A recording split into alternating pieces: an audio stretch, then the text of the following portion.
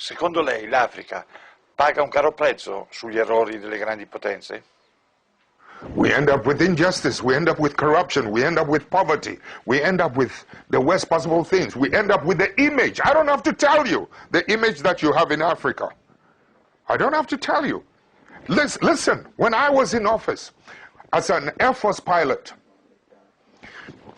I went to school and trained in the cities. When I became an Air Force pilot, I had the opportunity to travel around the country. That's when I saw there is a big difference between those of us living in the cities and the mass people who feed us living in the rural areas. My brother, you listen to me carefully. The water they drink in those rural areas is such that the water you use to flush your toilet, the water we use to flush our toilet in the cities is much cleaner than the water they drink in the villages. No clinics, no hospitals, etc. No headache, no needles to even sew their clothes. That's when I began to see the parasitic relationship between our cities and this thing. I mean, I've seen too much injustice in my country when I decided enough was enough. When some of us began to decide that something has to be done about it. When we emerged into political office, you know something?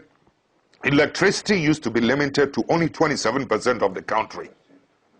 In the shortest possible time, we were able to, with Italian assistance, we were able to extend electricity from 27 to almost 87% of the rest of the country.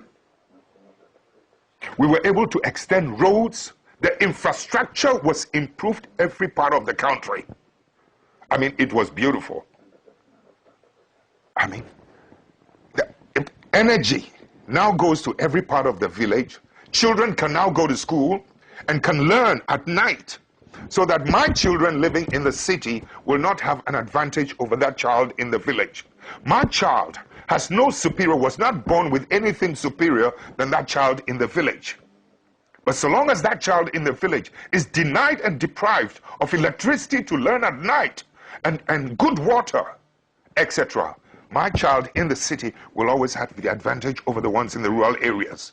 I've been to school where rural students were doing better with the passage of time than those of us in the cities. Please, I know the potential of humanity.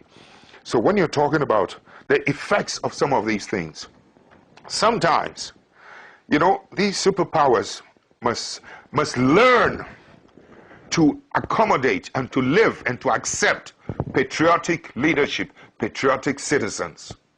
Too often, they're happier with people who are not patriots. But you, in Europe, excuse me, don't get angry, you never seem to know the role that some of your bad businessmen, you have good businessmen, and I respect them, but some of your bad businessmen are always doing bad things on our continent.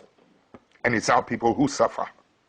This kind of thing must stop. Your governments must begin to wake up to help us, to help to police and to maintain the integrity of economic policies and economic practices in my country. Your country must help us to protect the judiciary in my country. Your country must help us to police and to monitor and to protect the political integrity in our continent.